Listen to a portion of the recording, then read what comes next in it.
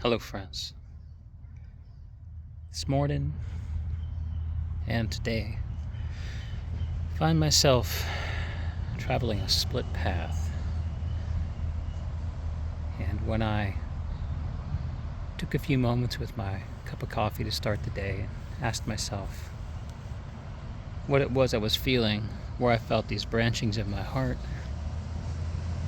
looking to the day ahead, recognizing the stress I would be putting myself through to get through it, thinking about the bigger picture, all the things that I want and the yearnings of my soul, and also reflecting on the fullness of my resource tanks: sleep, enjoyment, whatever they may be. And when I reflected on this, I had the thought that there are basically two choices to be made. And it's down towards one path or another: left foot, right foot. Left foot is a step into the unknown. It's a play into a bigger picture. It's an effort at tomorrow. I've heard thinkers like Jocko Willink talk about doing the strategic things first. And I think when he talks about that, that's what he's more or less saying. Get ahead of it. Make an investment in tomorrow by sacrificing today. We all see the wisdom in this. We all have the laundry list of things that we wish ourselves yesterday would have gotten ahead of for today. The trick of it is, of course, to make the discipline to carry this out. But that's not the focus of this reflection. Instead, I want to focus on the choice to direct ourselves. And I think the other opportunity that we have at this fork in the road is to take a step into the known on our right foot. Take a step into familiar habits, things we know that feed us, serve us, bring resources back, restock, refuel, replenish. You know what these things are. For me, I'm doing one of them right now, taking a walk in the park. And when I sat down to think through this choice in the morning, I decided that a step on the left foot was the right thing.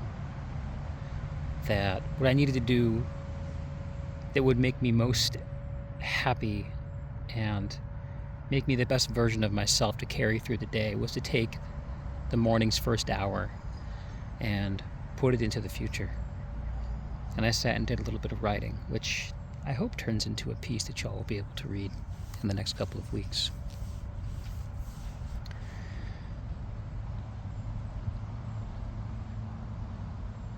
Now, lunchtime, I made a different choice.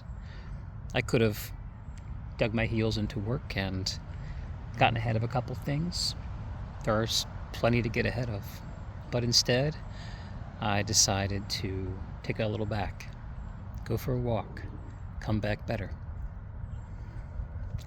I feel so much of the advice we receive, especially via these digital channels, are people who are predisposed to always walk on their left foot, or those who are always predisposed to walk on their right. You'll hear people who have made their entire message about discipline, drive, being the guy, stepping up. And you'll see entire platforms built on the idea of creating peace, giving inner calm, bringing something back, replenishing resources, and making ourselves more full with the thing that we feel empty from. And I think that if there's anything that I want my appearance in this digital world to be a reflection of, it's of a recognition that the path we actually tread is not one of extremes, but instead one of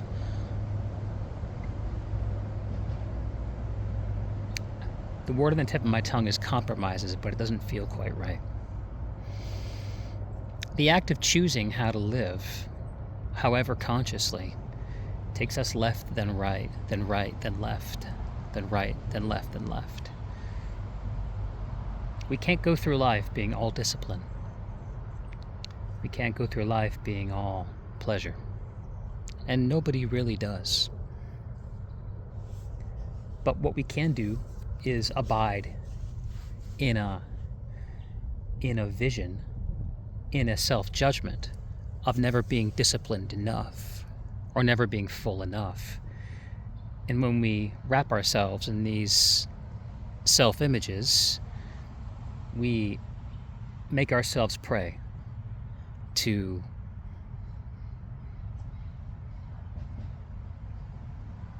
an attention market that wants to pull us towards an extreme that we can never get far enough on the edges of.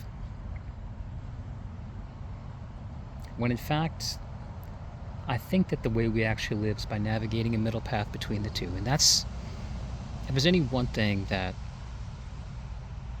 I hope to be carrying into the world on the wings of my words, it is that. And it's not boring, and it's not normal, and there's nothing compromising about it. It is in fact letting go of the rhetoric of my life so I can live my actual life, a recognition of the body and all of its imperfections and the embodied reality that we all, I think it gets very easy to smirk at, to say how silly it is that I have a body when I feel like a mind.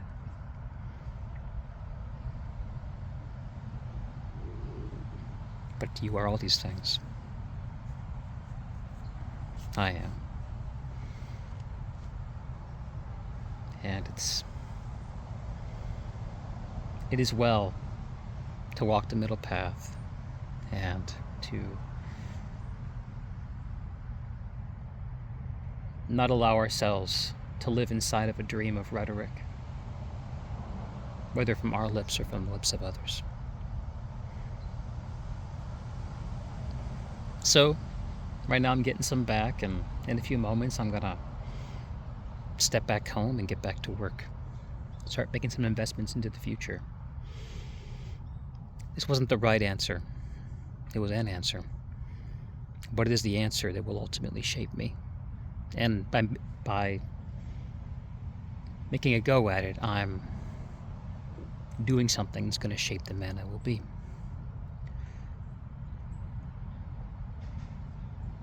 And it feels